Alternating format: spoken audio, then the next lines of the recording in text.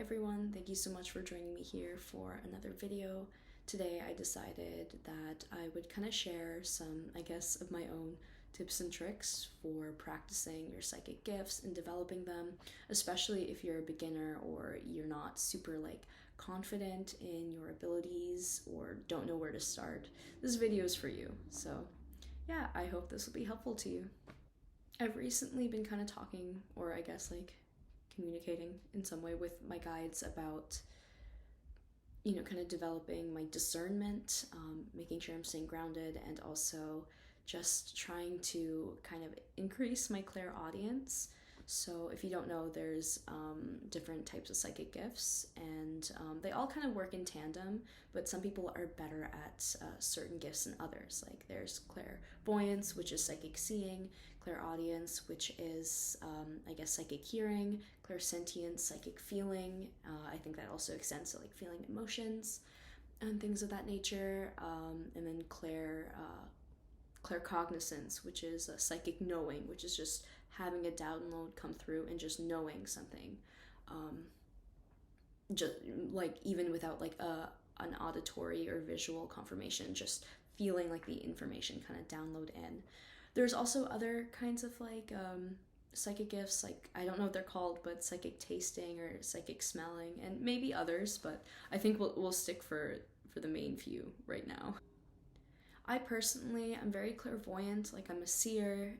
It comes to play in my paintings as well, and in my readings. I always see signs and symbols, and I intuitively know how to interpret them, which I think is a bit of claircognizance. And I also feel things and emotions. I can get really emotional during readings as well because of that. But I struggle so hard with clairaudience.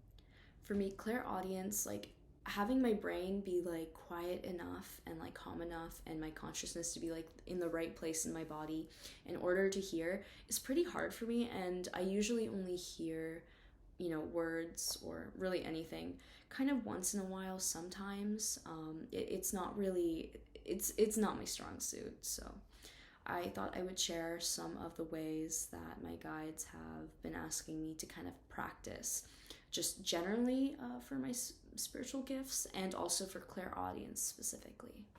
One thing that they're having me do is meditate in a specific way. I do meditate. I'm not great at making sure I meditate, but I'm getting better. And I specifically struggle with getting lost in my head and thinking about things or fantasizing about stuff. And I can't really get my head to just be still. And it's hard to just kind of focus in on the body for me. So what one of my guides suggested is that I kind of pay attention to my sternum when I'm meditating, and while I breathe in and out, I just focus on the vibration there in my chest. So I can focus on that physical focal point, which can help me be more in my body, more present, opposed to in my head, clogging up any space for messages to come through. Another, cool thing it's not related to clairaudience, but it is related to psychic practices, is that my guides have also told me to have a needle and use this needle, what's the word? Kind of as a divination tool. They want me to go outside, find a puddle, preferably touching the earth opposed to concrete. Have a leaf, put the needle in the leaf, and kind of have the different directions be different possibilities or different answers to a question, and then ask that question. What I do is to start, they don't want me to do anything big that'll kind of make me have too much attachment to the answer. So they wanted me to start with small questions. And what I've been doing is just asking about what outfit I should wear to something, which has been great because I actually had a really cool experience with that just the other day.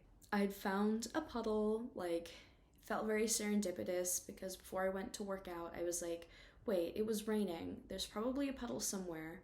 on the grass, maybe I should just bring my needle in case. And as I don't do anything different, I'm just walking to where I go to work out, and voila, a beautiful little puddle. So what I do is I take the needle and I tell it my question, and I visualize around the puddle which direction means like which outfit. Like I'll look at the direction, visualize the outfit, and then move around I guess the puddle with the needle in hand so that like it knows which direction is what outfit. And then I'll just be like, I'll spin it around with my finger in the water once it's on the leaf, and I'll just say 1, 2, 3, what will my outfit be, or something like that. Something fun and silly. It's important to remember it's not, for me, that it's not that serious right now. I'm just like building up this practice, so it's okay, and it's also okay if it doesn't work right away. So having like a silly little like, I don't know, feels like something a witch in a 2000s film would say, like a teenage witch. So that's been fun. But yeah, I'll do that, and then wherever it stops spinning, wherever it lands, is the outfit. So like, I did this the other day because I was genuinely not sure about an outfit I was going to wear to something, and I had like a few options in mind, but I also left a space for neither kind of thing, for like a completely different jacket, and then this 2 different dresses with like 2 different other jackets that I could possibly wear. And I was surprised because the needle landed. I thought it didn't work at first, but the needle landed kind of in the middle of like 2 options, which I was like, what? Like, that kind of doesn't make any sense. It doesn't seem like easy to blend these options, to be honest. But I knew that was indicating one dress over another, essentially. So I was like, oh, maybe I chose the wrong puddle or something. That doesn't really make sense. And doesn't really answer the question of which jacket I should wear. And I'm surprised they're telling me to wear this dress and not that one. But when I went home and I tried it out, I'm sorry, this is like a boring story, but it's almost done. When I went home to try it, I tried out the original outfit that the needle didn't point to, and I realized like it was definitely not going to work, and I had no idea it like didn't fit well at all because I hadn't worn it in a long time. And as I was trying on my other outfits, I realized the needle was right, because they were right about the dress that the needle had chosen, and the jacket I had to wear was not an option that I had given it. It was a completely different jacket that I like totally forgot I had, that was just like kind of hanging in my closet. So I was like, oh, it kind of like, it didn't look like it worked, but it was right. Like, it knew not to pick any of the options because none of them were exactly correct. So if you want to try little fun divination stuff like that, I think it's fun. You know, I think you should.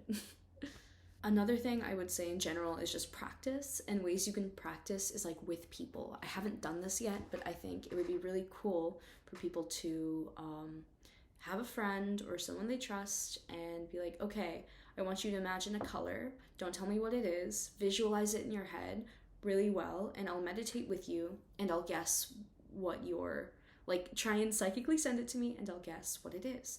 And I think that's like a really cool way to, like, practice your gifts. Because then it can come through in any way. Maybe you hear it, maybe you see it. For me, I know I'll see it, if anything, but yeah, I just thought it would be fun to share some of the little things I've been doing to try and increase, like, my psychic potency, for lack of better words.